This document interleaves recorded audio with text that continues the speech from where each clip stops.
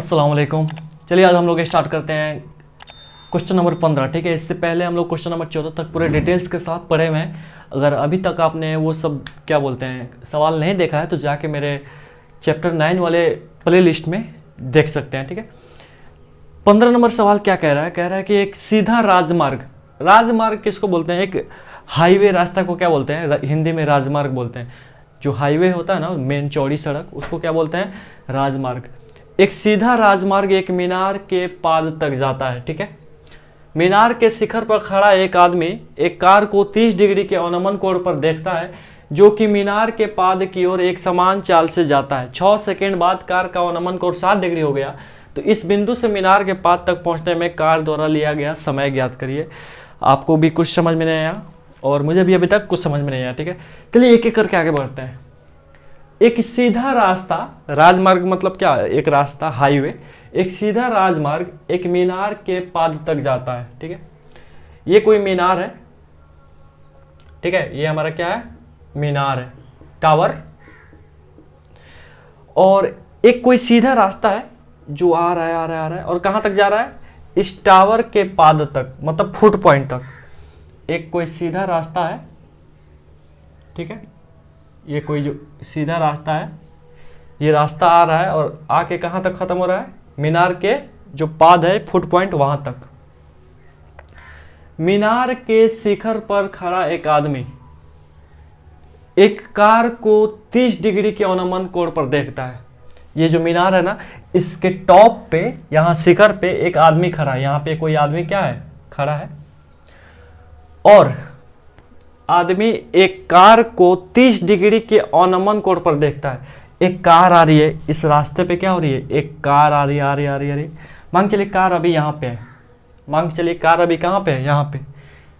तो ये जो आदमी खड़ा है ना यहाँ पे, ये जो आदमी खड़ा है यहाँ पे, यहाँ से इस कार का जो अवनमन कोण बन रहा है, कितना डिग्री बन रहा है? 30 डिग्री।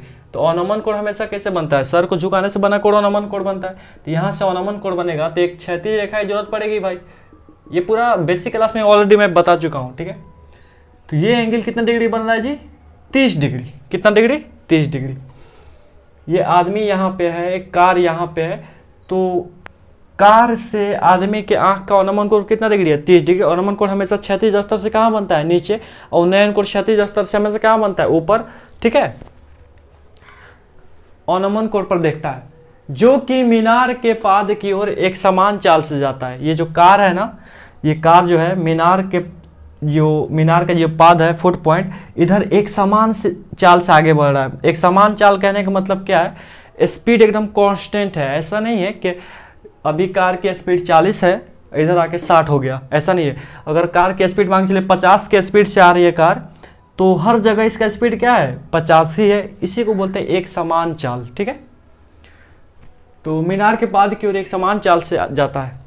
6 सेकेंड के बाद कार का अवनमन कोण 60 डिग्री हो गया। मान के चलिए अभी कार जो है यहाँ पे है, 6 सेकेंड के बाद कार यहाँ पे आ गई। 6 सेकेंड के बाद अभी कार यहाँ थी तो अवनमन कोण 30 डिग्री बन रहा था। 6 सेकेंड के बाद कार यहाँ पे आ गई, तो 6 सेकेंड के बाद कार का अवनमन कोण 60 डिग्री हो गया। अब जो है ना कार का अवनमन कोण इस बंदे के आंख से अब कितना डिग्री हो गया? ये 60 डिग्री। कितना डिग्री हो गया? 60 डिग्री। तो अब हमसे कह रहा है क्या? इस बिंदु से मीनार के पाद तक पहुंचने में कार द्वारा लिया गया समय ज्ञात कीजिए। इस बिंदु से, ये जो मीनार का पाद है, यहां तक जाने में ये कितना समय लगेगा, यही हमसे क्या कर रहा है? पूछ रहा है। ठीक है, और यहां से यहां तक आने में समय दे दिया है कितना सेकंड भाई? 6 सेकंड। कितना सेकंड? 6 सेकंड दे रखा है। पूछ रहा है कि अब यहां से यहां तक आने में कितना समय लगेगा, यही हमसे क्या कर रहा है? पूछ रहा है। तो जो देखिए, मैं आपसे बार बार बोल रहा हूं, इस सवाल में इस एक्सरसाइज में अगर आपने फिगर बना दिया ना, तो आपका 50% काम तो डन हो गया। ठीक है, फिगर में ही सारा कॉन्सेप्ट छुपा हुआ है। तो चलिए जरा गौर से देखिए, ये वाला 30 डिग्री है, तो ये वाला भी कितना डिग्री होगा? अरे 30 डिग्री। इससे पहले वाले सवाल में मैं बता चुका हूं, दो रेखाएं समांतर होती हैं, पैरेलल होती हैं, तो कोई तिर्यक रेखा काटती है तो एकांतर कोण क्या होते हैं? बराबर होते हैं। अगर ये 30 है तो ये भी कितना होगा? 30 होगा। तो ये जमीन है, ये क्षैतिज स्तर है, ये दोनों एक दूसरे के क्या है, समांतर है, ये तिर्यक रेखा का काम कर रही है, तो उस हिसाब से ये 30 डिग्री है तो ये भी कितना डिग्री होगा, 30 डिग्री। एकांतर कोण क्या होते हैं, बराबर होते हैं। चलिए ये रेखा समांतर है, तो ये वाली जो रेखा है, ये वाली जो रेखा है एक तिर्यक रेखा का काम कर रही है, तिर्यक रेखा का काम कर रही है, तो ये एंगल और ये वाला एंगल क्या होगा, बराबर होगा। तो ये 60 है तो ये भी कितना डिग्री होगा, 60 डिग्री। ठीक है, जब दो समांतर रेखाओं को कोई तिर्यक रेखा काटती है ना, तो एकांतर कोण अल्टरनेट एंगल क्या होते हैं, इक्वल होते हैं, बराबर होते हैं। ठीक है, चलिए अब बढ़ते हैं आगे हम लोग क्वेश्चन की तरफ। कुछ नाम वगैरह दे दीजिए। चलिए यहाँ लेट ये ए है, ये बी है, ये वाला पॉइंट सी है, ये वाला डी है। ठीक है, इधर कहीं ई मान लीजिए। क्यों मान रहा हूँ, वो लिखवा दे रहा हूँ यहाँ पे। एकांतर कोण angle E A D, angle E A D बराबर ई ए डी बराबर angle A D B, angle A D B. ये दोनों क्यों बराबर है, ये दोनों 30 डिग्री के बराबर है, ये भी 30 तो ये भी कितना 30। एकांतर कोण, ठीक है, एकांतर कोण।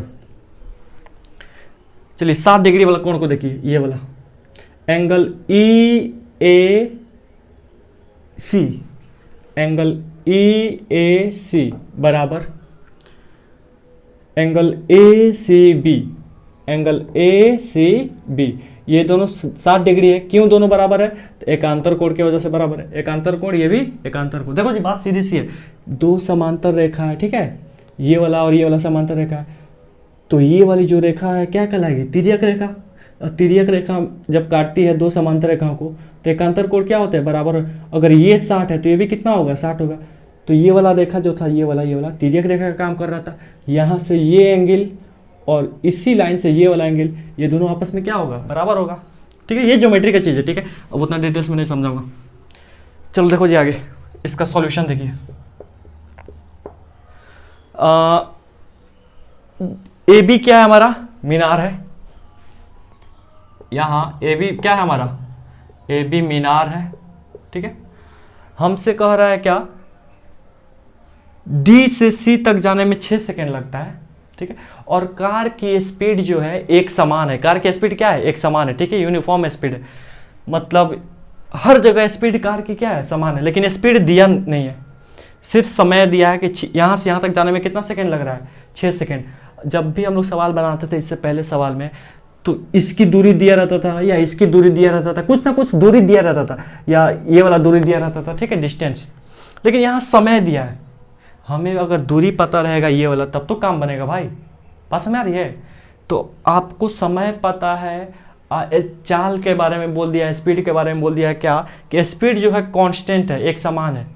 ठीक है, तो मान लीजिए कार की जो स्पीड है ना, x मीटर प्रति सेकेंड है। ठीक है, माना कि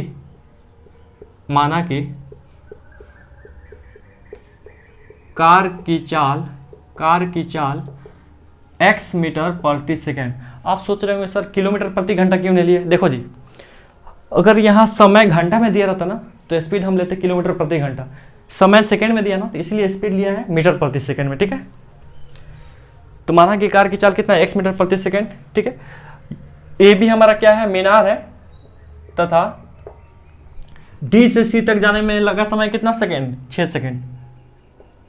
डी से सी तक जाने में लगा समय कितना सेकेंड है जी, 6 सेकेंड। कितना सेकेंड, 6 सेकेंड। चाल पता है x मीटर प्रति सेकेंड, समय पता है 6 सेकेंड। चाल पता है और समय पता, तो दूरी नहीं निकाल लीजिएगा भाई। दूरी का फॉर्मूला क्या होता है, दूरी, ये जो दूरी DC हम लोग निकाल रहे हैं, दूरी दूरी बराबर क्या होता है, अरे चाल गुने समय, दूरी बराबर क्या होता है, चाल गुने समय। चाल कितना है, x, और समय कितना है, 6 गुने x कितना हो गया, 6x। मीटर है, मीटर प्रति सेकेंड है, तो 6x मीटर। ठीक है, 6x मीटर। तो यहाँ से यहाँ तक जाने में ये कितना दूरी तय किया कार ने, 6x मीटर। ये दूरी कितनी है भाई 6x मीटर, ठीक है। चलिए अब वही पिछला सवाल सब बन गया है, ठीक है। देखो जी, दो त्रिभुज बन रहा है, एक 60 डिग्री वाला, एक 30 डिग्री वाला। ये दूरी हमको पता है 6x मीटर, तो जाहिर सी बात है ये दूरी निकल जाएगी, ठीक है। देखो जब कैसे हम लोग सोचेंगे, हमको पूछ रहा है यहाँ से यहाँ तक जाने में समय कितना लग रहा है, ठीक है। तो 6x मीटर दूरी जाने में 6 सेकंड लग रहा है, तो ये दूरी हम लोग निकाल लेंगे त्रिकोणमिति की मदद से। ये दूरी जैसे निकलेगा तो उसका भी समय निकल जाएगा, बात सीधी सी है। तो दो त्रिभुज बना हुआ है, दोनों त्रिभुज में एक एक बार चलिए आंसर आ जाएगा। तो पहले मैं चल रहा हूँ त्रिभुज 60 डिग्री वाले में। कितना डिग्री वाले में 60 डिग्री वाले में। 60 डिग्री वाला कौन सा त्रिभुज है, त्रिभुज ए बी सी, त्रिभुज ए बी सी, त्रिभुज ए बी सी में, त्रिभुज ए बी सी में एंगल कितना बन रहा है 60 डिग्री। मेन एंगल के सामने वाला क्या होता है लंब, और ये वाला क्या हो गया आधार, ठीक है। ये वाला क्या हो गया जी आधार। लंब और आधार का रिलेशन कौन देता है tan। tan 60 डिग्री बराबर tan थीटा। tan थीटा बराबर क्या होता है लंब बटा में आधार। लंब क्या है हमारा ए बी, आधार क्या है हमारा बी सी। चलिए tan 60 डिग्री का मान कितना होता है √3। ए बी भी नहीं दिया हुआ है, मीनार की हाइट दी है नहीं दी है, बी सी भी नहीं दिया, बी सी तो हमें निकालना है। चलिए बी सी को क्रॉस मल्टीप्लाई करिए तो ये हो जाएगा बी सी √3, बी सी √3, और ये क्या हो जाएगा इधर क्या बच जाएगा ए बी, ठीक है। इसको मान लीजिए इक्वेशन 1, इक्वेशन 1। अब चलते हैं हम लोग किसमें 30 डिग्री वाले त्रिभुज में। देखिए बार बार मैं बोल रहा हूँ, हर सवाल में बोल रहा हूँ, दो त्रिभुज बन रहा है इस चैप्टर में, और दोनों में एक एक बार चलिए आंसर हमारा आ ही जाएगा, कुछ ना कुछ रिलेशन मिलके। त्रिभुज ए बी डी में 30 डिग्री वाले में चल रहे हैं हम लोग। 30 डिग्री वाला त्रिभुज कौन है, अब त्रिभुज ए बी डी में, ट्रायंगल ए बी डी में। चलिए मेन एंगल कितना डिग्री का है 30 डिग्री का। मेन एंगल के सामने वाला क्या होता है लंब, और ये वाला क्या हो जाएगा आधार। लंब और आधार का रिलेशन कौन देता है भाई tan देता है। त्रिभुज ए बी डी में tan 30 डिग्री बराबर tan थीटा क्या होता है लंब बटा में आधार, ए बी बटा में लंब हमारा ए बी हो गया, आधार क्या हो जाएगा बी डी, आधार क्या हो जाएगा B D. tan 30 degree, tan 30 degree का मान क्या होता है भाई 1/√3, 1/√3। ए बी को भी ए बी रहने दीजिए, या ए बी को हम लोग लिख सकते हैं यहाँ से बी सी √3। ए बी का वैल्यू कितना आया बी सी √3। इस ए बी को हम लोग क्या लिख सकते हैं बी सी √3 बट्टा में क्या है बी डी, बट्टा में क्या है बी डी। और ये जो बी डी है, ये जो बी डी है इसको हम लोग कैसे लिख सकते हैं देखिए तो C D plus B C, C D plus B C. ये जो बी डी है ये वाला बी डी, ये दूरी बी डी है, इसको हम लोग तोड़ के कैसे लिख सकते हैं बी सी प्लस ये जो डी सी है ये वाला, ठीक है। तो बी डी को हम लोग लिख सकते हैं क्या B C plus D C, B C plus D C. Cross multiplication करिए इसको इससे, इसको इससे, तो ये वाला चीज़ एक से गुना होकर वही चीज़ रहेगा B C plus D C. चलिए ये वाला चीज़ इसमें गुना होगा बी सी √3 और गुने में √3, ठीक है। हमें तो चाहिए बी सी की दूरी चाहिए, किसकी दूरी चाहिए बी सी की दूरी। चलिए बी सी का B C plus D C, D C की दूरी कितनी है 6x मीटर। कितने मीटर दूरी डी सी कितनी है 6x, कितनी है 6x बराबर में बी सी का बी सी √3 गुने √3, अरे 3, तो ये क्या हो गया बी सी गुने 3 क्या हो गया 3 बी सी हो गया, क्या हो गया 3 बी सी, ठीक है। तो चलिए निकालते हैं, हमें चाहिए बी सी का मान, उधर 3 बी सी है पहले से बैठा हुआ है, ये प्लस बी सी यहाँ प्लस छुपा हुआ है, ये प्लस बी सी उधर जाएगा तो अरे माइनस बी सी हो जाएगा, इस साइड क्या बच जाएगा 6x बच जाएगा। चलिए 6x बराबर 3 गो बी सी में से 1 गो बी सी गया, ये 1 गो बी सी है, ठीक है। अरे यहाँ एक छुपा रहता है, 3 गो बी सी में से 1 बी सी गया, अरे 2 बी सी, कितना बी सी 2 बी सी।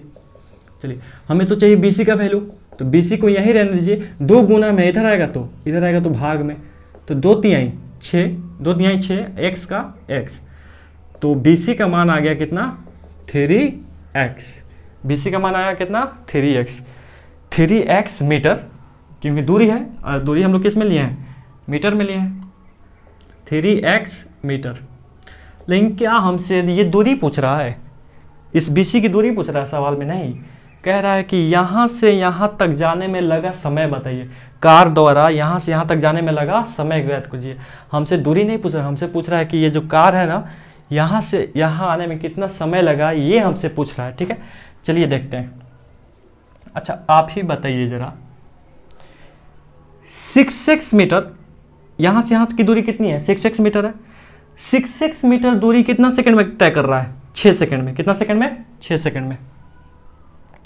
अब ठीक, 6x second, sorry 6x metre, 6x metre दूरी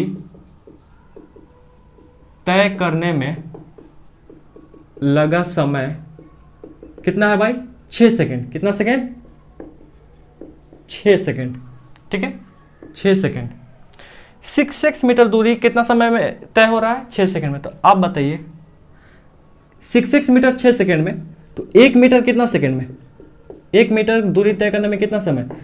अरे 6x बटा में, ये 6 बटा में 6x हो जाएगा। 6 बटा में क्या हो जाएगा? 6x हो जाएगा। इतना सेकंड। देखो जी, ये तो सिंपल सा कॉन्सेप्ट है। जैसे देखिए, आपसे पूछ दिया जाएगा 10 गो आम का दाम 50 रुपया है, तो एक आम का दाम कितना होगा?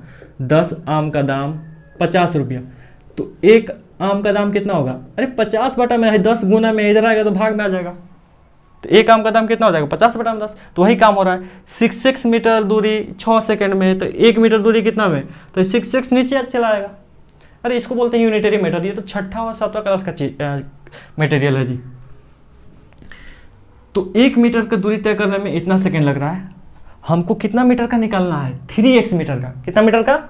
3x मीटर दूरी कितना समय में तय होगा? तो 3x मीटर दूरी तय करने में लगा समय क्या हो जाएगा? ये तो 1 मीटर का है, ये तो 1 मीटर का दूरी है। हमको चाहिए 3 मीटर का, 3x मीटर का, तो 3x से गुना कर दीजिए। x से x कट गया। ठीक है, 3 दूनी 6 और 2 3 6। कितना सेकंड लगा जी? 3 सेकंड। कितना सेकंड? उतना मैं लंबा चौड़ा क्यों काटा हूँ? 6 से 6 काट देता, क्या बच जाता? 3 बच जाता। 1 से x कट जाता, 3 बच जाता। ठीक है, तो 3 सेकंड समय लगा। कितना समय? 3 सेकंड। तो कार द्वारा लिया गया समय कितना है? 3 सेकंड। C से B तक जाने में कार द्वारा लिया गया समय कितना है? 3 सेकंड। आप लिख सकते हैं C से B तक जाने में कार द्वारा लिया गया समय कितना है भाई? 3 सेकंड। ठीक है, आप ऐसे बना सकते थे या ऐसे भी बना सकते थे। देखो जी, इसको ऐसे भी बना सकते थे आप। यहां पे C से B की दूरी CB जो है, दूरी CB, ये हम लोग कितना निकाले? 3x metre. 3x metre. चाल दिया हुआ है, चाल हमेशा क्या है? सेम है। चाल हम लोग क्या माने हैं? x मीटर प्रति सेकंड। x मीटर प्रति सेकंड। दूरी पता है, चाल पता है, समय निकलना है। क्या निकलना है? हमें क्या निकलना है? समय। समय बराबर क्या होता है? दूरी बटा में चाल। दूरी बटा में चाल। दूरी 3x है, चाल कितना है? x मीटर प्रति सेकंड।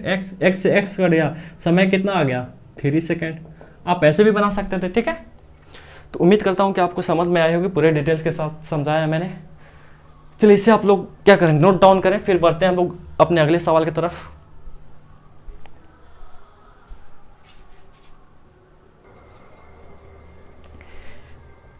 तो चलिए अब हम लोग बढ़ते हैं क्वेश्चन नंबर 16 की तरफ। ठीक है, ये हमारा चैप्टर 9 का आखिरी सवाल है। इसके बाद चैप्टर 9 का क्या हुआ? End game.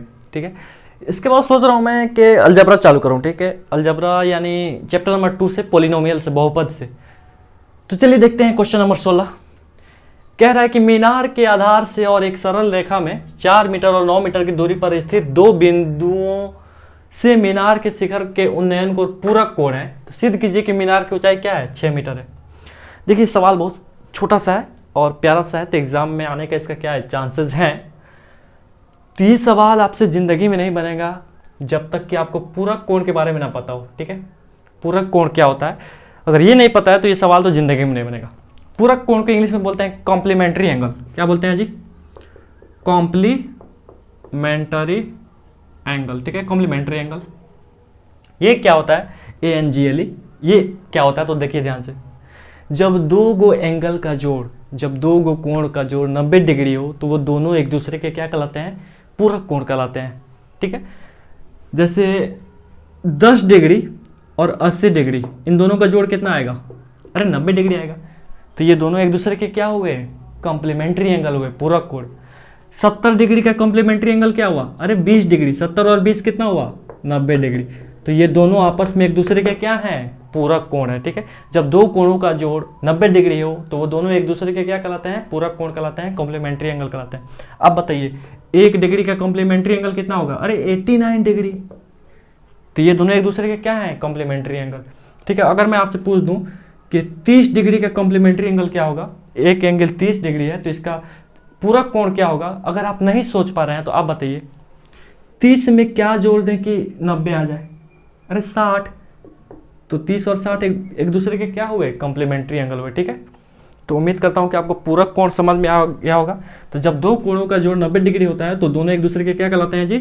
पूरक कोण कहलाते हैं। ठीक है, अगर ये पता है तो ये सवाल बहुत ईजी है, बनाने में क्या है, कोई दिक्कत नहीं होगी आपको। चलो देखो जी, कह रहा है कि मीनार के आधार से, कोई मीनार है ये हमारा, टावर, मीनार मीन्स टावर, मीनार के आधार से और एक सरल रेखा में, इसके आधार से एक सीधी रेखा में, मीनार का ये आधार हो गया और इसके आधार से एक सीधी रेखा में बात हो रही है।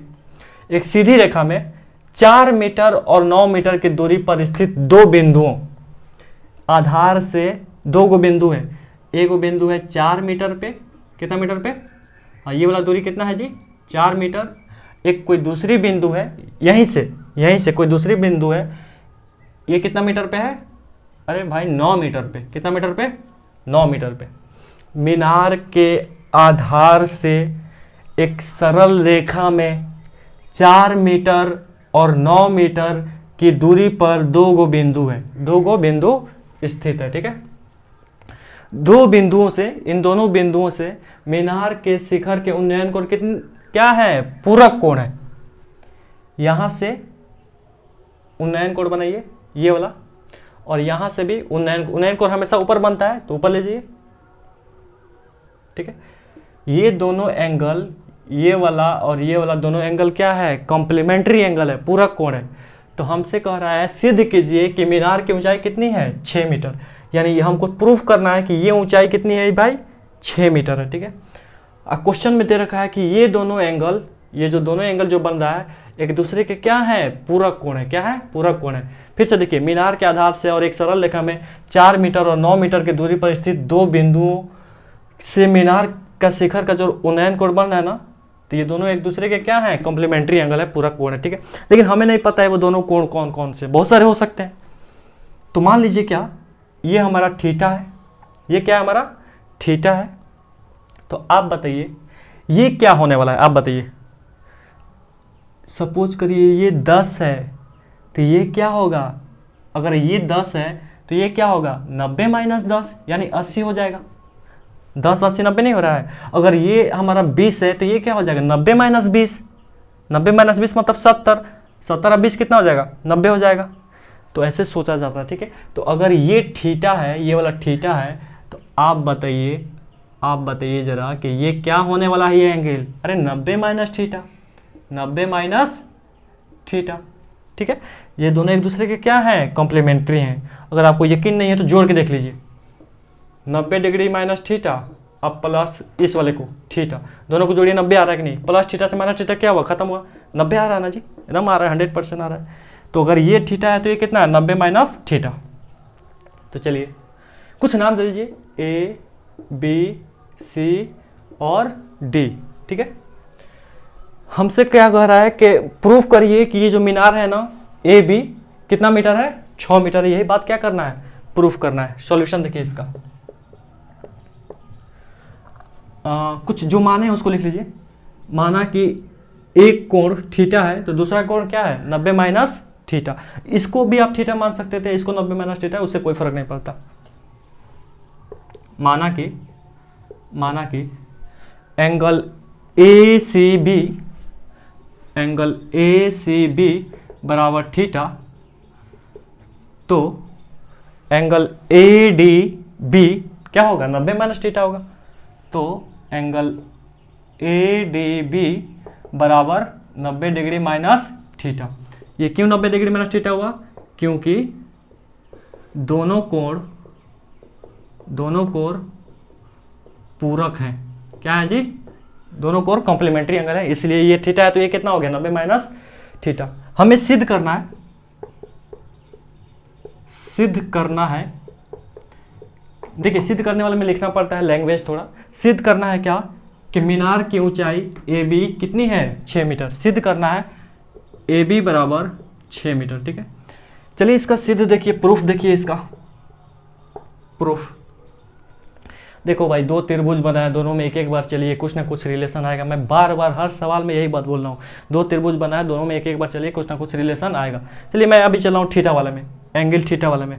एंगल थीटा वाला कौन सा त्रिभुज है, त्रिभुज ए बी सी, त्रिभुज ए बी सी, त्रिभुज ए बी सी में, त्रिभुज ए बी सी में हमको मतलब है मीनार की ऊंचाई से इस नीचे वाले से, ठीक है, क्योंकि नीचे वाला साइड दिया हुआ है। तो मेन एंगल के सामने वाला क्या होता है, लंब, और ये वाला क्या हो गया, आधार। लंब और आधार का रिलेशन tan देता है। एंगल कितना है, थीटा। त्रिभुज ए बी सी में tan थीटा बराबर लंब बटा में आधार। लंब क्या है, ए बी है, लंब क्या है, ए बी है, आधार क्या है, बी सी है, आधार क्या है, बी सी।